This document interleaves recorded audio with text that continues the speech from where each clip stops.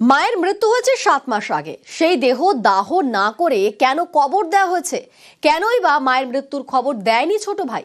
এইসব প্রশ্ন তুলে মেদিনীপুর আদালতের দ্বারস্থ হয়েছিলেন বড় ছেলে। আদালতের নির্দেশে কবর থেকে তোলা হলো দেহ। মৃত্যুর কারণ জানতে দেহ পাঠানো হয়েছে খড়গপুরে। সেখানেই হবে ময়নাতদন্ত।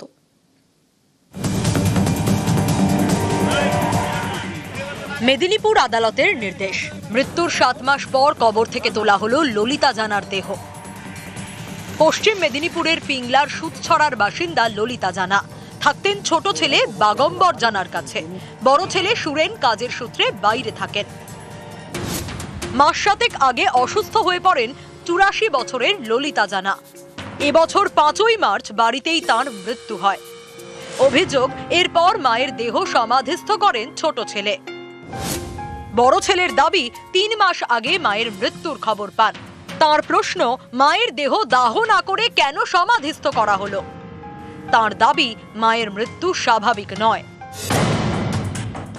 এরপরেই মেদিনীপুর আদালতের দ্বারস্থ হন সুরেন জানা। শেষমেশ আদালতের নির্দেশে শুক্রবার তোলা হয় দেহ। ময়না তদন্তের জন্য দেহ পাঠানো হয় খড়গপুরে। যে মারা গেছে আমাকে কিছু জানাই, বাড়িতেই থাকতে। তারপরে যখন মারা গেল জানতে পারলাম ওর বাড়িতে লোকজন আসছে, কেবিন আসছে, তখন আমি গ্রামের লোককে সবাইকে ডাকতে গেছি। আমি চাইছি এটা সত্যটা জানতে, কিভাবে মারা গেছে একটু আমি জানতে। 2-3 মাস পরে পিংলা থানার বড়বাবু আমাদেরকে ফোন করে, বলছে তোমার মাকে তোমরা নাকি মার্ডার করেছো। বলছে কি এখন কি মেয়ের কোর্টের অর্ডার, ডেড বডি তুলতে হবে। ওখানে কবর দেওয়া ছিল আমারই জমির সাইডে পোস্টমর্টমের জন্য। পিংলা থেকে দিগ্বিজয় মাহালি, নিউজ 18 বাংলা। রাজস্থানে ব্যবসায়ীকে খুন করে ভিন রাজ্যে গা ঢাকা। ইন্দোর থেকে এক দুষ্কৃতীকে গ্রেফতার করল পুলিশ। এই খুনের মামলাতেই বৃহস্পতিবার রাতে 3 জনকে গ্রেফতার করে কলকাতা পুলিশ। সল্টলেকের একটি আবাসনে ঢুকে পড়েছিল এক খুনি।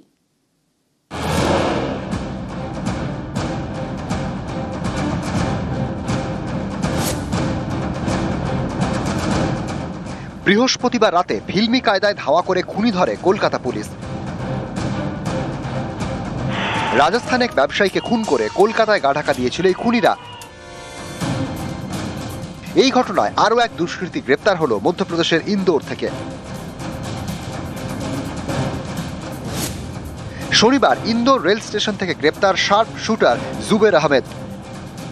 লোকাল পুলিশ প্লাস ডিডি কে বলা হয়েছিল, ওরা 2 জনকে প্রথম ধরে অ্যান্ড একজন একটু দূরে ছিল, ও প্রথমে পালিয়ে যায়, পরে ওকে ধরা হয়েছে।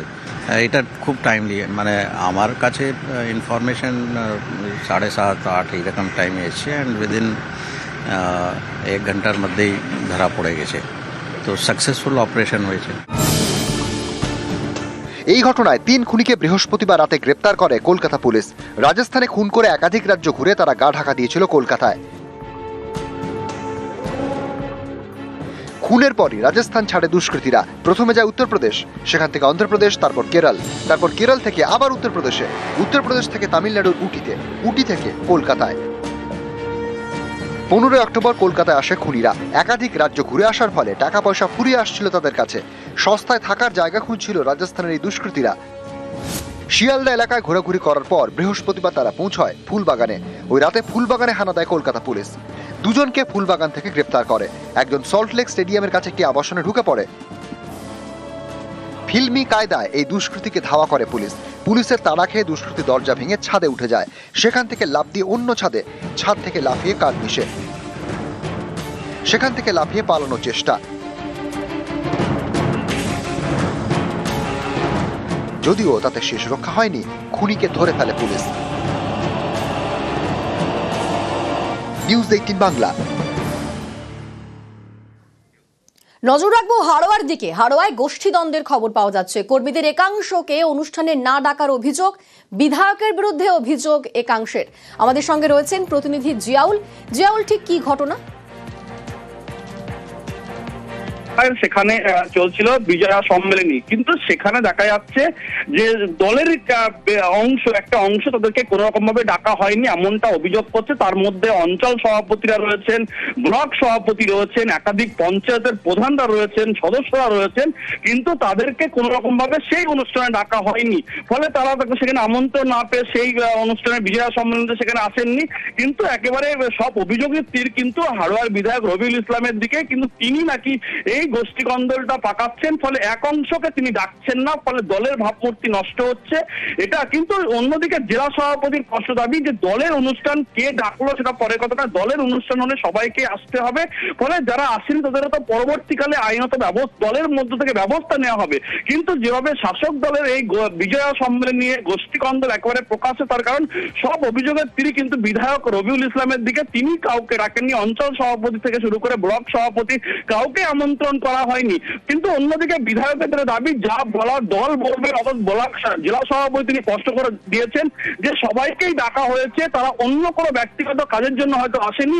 কিন্তু অন্যদিকে পঞ্চায়েত প্রধান এবং অঞ্চল সভাপতি বা ব্লক সভাপতির স্পষ্ট দাবি তাদেরকে আমন্ত্রণ জানানো হয়নি। আর জানি ইতিমধ্যে একটা গোষ্ঠী কন্দল প্রকাশ্যে দেগঙ্গা ব্লক হাড়োয়া বিধানসভার মধ্যে, দেগঙ্গা ব্লক 2 এর মধ্যে। বেশ, উপপ্রধান এবং এমএলএ তারা কি বলছেন শোনাবো।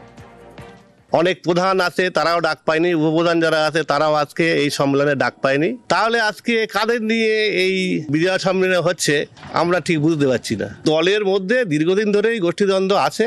এমএলএর সঙ্গে এই সম্মেলনের ব্যাপারে আমাদের কোনো যোগাযোগ নেই বা আমাদেরকে কিছু বলেনও তিনি। আমরা তো বুঝতে পারছি না যে আমরা যারা 98 সাল থেকে মার খেয়ে কেস খেয়ে তৃণমূল কংগ্রেসটা করছি, আমরা ডাক পাচ্ছি না, তা সেখানে যাচ্ছে কারা? এটাই আমাদের আজকে প্রশ্ন। এই যে আপনারা বলছেন বাদ দেওয়ার কথা, এটা বাদ দেওয়া না। আমার জেলা সভাপতি যেটা বলেছেন যে আমাদের তৃণমূল কংগ্রেসের কোনো গোষ্ঠী নেই, গোষ্ঠী একটাই আছে, সেটা তৃণমূল কংগ্রেস। এবার এখানে দুটো প্রোগ্রাম হচ্ছে, আপনারা দেখেছেন। যদি কেউ না এসে থাকে 2-1 জন, আপনারা দেখেছেন সবাই আছে অলমোস্ট, 2-1 জন না এসে থাকে তাদের কারণ আছে, সেটা পার্টিকে আমাদের নেতৃত্বকে জানিয়ে দেবে। পাহাড়ে কেন্দ্রের মধ্যস্থতাকারী নিয়োগে আপত্তি, প্রধানমন্ত্রীকে চিঠি মুখ্যমন্ত্রীর। প্রাক্তন ডেপুটি এনএসএ কে মধ্যস্থতাকারী নিয়োগ কেন্দ্রের। পঙ্কজ কুমার সিং এর নিয়োগে আপত্তি জানিয়ে চিঠি। রাজ্যের সঙ্গে কথা না বলে একতরফা সিদ্ধান্ত কেন? ত্রিপাক্ষিক চুক্তিতেই জিটিএ গঠিত হয় বলে সরব মমতা। স্বশাসিত সংস্থা জিটিএর অধিকারে হস্তক্ষেপ বলে তোপ। মধ্যস্থতাকারী নিয়োগে আপত্তি জানিয়ে চিঠি মমতার। প্রধানমন্ত্রীকে চিঠি দিতেই পারেন, কিন্তু এটা ট্রাইপার্টাইট ব্যাপার। ওনারাও তো আলোচনা করেছেন, যখন তো ত্রিপাক্ষিক আলোচনা ছিল। ত্রিপাক্ষিক আলোচনাতে তো কেন্দ্রের একজন প্রতিনিধিকে রাখতে হবে। পাহাড়, দার্জিলিং, এটা তো বাংলার অবিচ্ছেদ্য অংশ। আজকে পাহাড় আর ডুয়ার্স পুরোদস্তুর শান্ত, পর্যটকরা যাচ্ছেন, অর্থনৈতিক উন্নতি হচ্ছে, পাহাড় আবার হাসছে। তো সেখানে কেন কেন্দ্রীয় সরকার নাক গলাতে যাচ্ছে? যেগুলো কেন্দ্রের করার কথা, বাংলার 100 দিনের কাজের টাকা দেওয়ার কথা, আবাসের টাকা দেওয়ার কথা, প্রাকৃতিক দুর্যোগে টাকা দেওয়ার কথা, বকেয়া দেওয়ার কথা, সেগুলো তারা দিচ্ছেন না। এসআইআর আবহে ফের সিএ নিয়ে হাওয়া গরম। কালী পুজোর পরে রাজ্য জুড়ে সিএ ক্যাম্প করবে বিজেপি। পাল্টা তৃণমূলের কটাক্ষ, এসআইআরে হিন্দু শরণার্থীদের নাম বাদ যাবে বুঝতে পেরেই সিএ নিয়ে আসরে নামছে বিজেপি।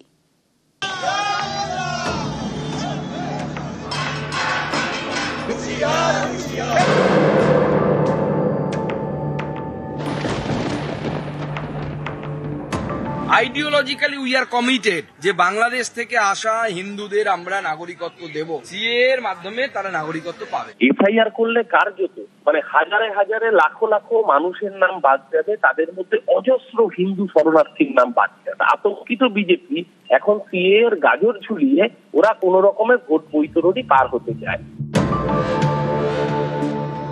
কমাস পরেই রাজ্যে বিধানসভা নির্বাচন, তার আগে চর্চায় এসআইআর। ভোটের আগে বাংলায় ভোটার তালিকার বিশেষ নিবিড় সংশোধন করতে চায় নির্বাচন কমিশন। তার প্রস্তুতিও চলছে। বিহারে সদ্য শেষ হয়েছে এসআইআর প্রক্রিয়া। ভোটার তালিকা থেকে বাদ গিয়েছে প্রায় 69 লক্ষ নাম। এমন পরিস্থিতিতে বাংলায় এসআইআর ঘিরে হাওয়া গরম। তারই মধ্যে বিজেপির মুখে ফের সিএ এর কথা। কালী পুজোর পরই রাজ্য জুড়ে সিএ এর ক্যাম্প করবে পদ্ম শিবির। আইডিওলজিক্যালি উই আর কমিটেড যে বাংলাদেশ থেকে আসা হিন্দুদের আমরা নাগরিকত্ব দেব। সবাই তো পালিয়ে আসতে পারেনি, কিছু মানুষ তো ওপারে থেকে গেছে, তাদের কি হবে? আমরা আগামী দিনে শিবির করে ফর্ম ফিল আপ করাবো, প্রয়োজনে সিএ এর মাধ্যমে তারা নাগরিকত্ব পাবে। সিএ এর ক্যাম্প পশ্চিমবঙ্গে অনেকে করছে। আমি তো প্রস্তাব দেব তৃণমূলকেও সিএএ ক্যাম্প করার জন্য।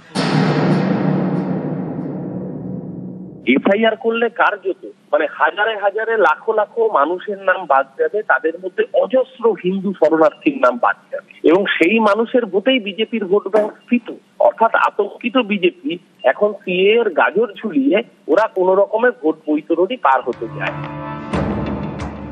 ভোটের আগে বাংলায় যখন এসআইআর ঘিরে প্রস্তুতি তুঙ্গে, তখন বিজেপির সিএ বার্তা ঘিরে ফের রাজনীতির হাওয়া গরম। নিউজ 18 বাংলা। এসআইআর নিয়ে তৃণমূল বিজেপি তুঙ্গে তর্জা। কল্যাণের শহরে সুকান্ত, শ্রীরামপুরে সুকান্তর বাইক র্যালি, শ্রীরামপুরে বাইক মিছিলে সুকান্ত। শুক্রবার সুকান্ত মজুমদারকে চ্যালেঞ্জ করেন কল্যাণ। গতকাল কল্যাণের লোকসভা এলাকায় সুকান্তর মিছিল শেষে তৃণমূলকে ফের হুঁশিয়ারি সুকান্তর। ঝান্ডা ও ডান্ডার বাণী বিজেপি সাংসদের গলায়। সুকান্ত মজুমদার বেকার লোক, কটাক্ষ কল্যাণ বন্দ্যোপাধ্যায়। কল্যাণ ব্যানার্জির মতো ছুচোদেরকে ভয় পাবেন না, এদের মারিয়ে যেতে হয়। কালকে এত বড় বড় কথা বললো সে সুকান্ত মজুমদার এসে ভাষণ দিয়ে আর বেরোতে দেবো না, এত দম। কল্যাণ কল্যাণ ডাক পারি, কল্যাণ গেল কার বাড়ি? আই কল্যাণ দেখে যা বিজেপির ক্ষমতা। কি হলো আপনার? ফুস। আমার কর্মীরা আজকে ঝান্ডাও এনেছে, তার সাথে ডান্ডাও এনেছে। ভোট কি আর দিয়ে গেলাম, এই ঝান্ডা আর ডান্ডার বাণী তৃণমূলকে শোনাতে হবে। পুলিশ যদি নিরপেক্ষ হয়ে যায় 15 মিনিট লাগবে না, পশ্চিমবঙ্গের সব তৃণমূল কংগ্রেস কার্যালয় বন্ধ হয়ে যাবে। তাহলে কল্যাণ দা এরপরে যদি খেলতে ডাকে, আমি শ্রীরামপুরের কর্মীদেরকে বলে দিচ্ছি ভালো করে খেলবে। আমি তো ওর মতো বেকার লোক নই যে যখন তখন যেখানে সেখানে ঘুরে বেড়াবো, খ্যাপা শিয়ালের মতো ঘুরে বেড়াচ্ছে। আমি আবার বলছি, এসআইআর থেকে নাম কেটে দিয়ে ও সিআইএসএফ সিআরপিএফ নিয়ে এসে শ্রীরামপুর পার্লামেন্টে একটা মানুষকে গুলি করে মারুক, সুকান্ত মজুমদারকে বাড়ি ফিরে যেতে দেব না। ওর বাবা নরেন্দ্র মোদী পারবে না ওকে বাড়ি ফিরে নিয়ে যেতে। হঠাৎ করে চলে গেছে, তুই নোটিশ দিয়ে যেতে পারছিস, আমিও চলে যেতাম, দেখতাম ওকে। ও তো সেই হিম্মত হয়নি। ছুঁচো মেরে হাত গন্ধ করবো কেন আজকে? সুকান্ত তুই আয়, ডান্ডা দিয়ে মারবি আয়, আমি তোকে ডান্ডা কোথায় পড়তে হয় দেখিয়ে দেবো। মোদী যতদিন আছে ততদিন এগুলো রয়েছে। মোদী না থাকলে কুকুর বিড়ালে সুকান্তদের টেনে নিয়ে তুলে চলে যাবে। দার্জিলিং এর সাংসদের কনভয় হামলা, কনভয়ের 4 নম্বর গাড়িতে ঢিল ছোড়ার অভিযোগ। সুখিয়া পকরিতে আক্রান্ত রাজু বিস্তার কনভয়, ধসে ক্ষতিগ্রস্তদের সঙ্গে দেখা করে ফেরার পথে হামলা। জোরবাংলো থানায় অভিযোগ দায়ের সাংসদের। पहाड़ में जो ऐसे तत्व हैं जो ये सोच लेते हैं कि हम किसी को पत्थर मार के भगा देंगे, मुझे लगता है उनको गलत फहमी में नहीं रहना चाहिए। और अगर कुछ लोग ऐसे हैं जो आज भी हिंसा की राजनीति में विश्वास रखते हैं, तो फिर हम भी तैयार हैं। 10-12 दिन पहले किस तरह से सांसद के ऊपर हमला हुआ, लेकिन हम डरने वाले में से नहीं हैं, डट के मुकाबला करें।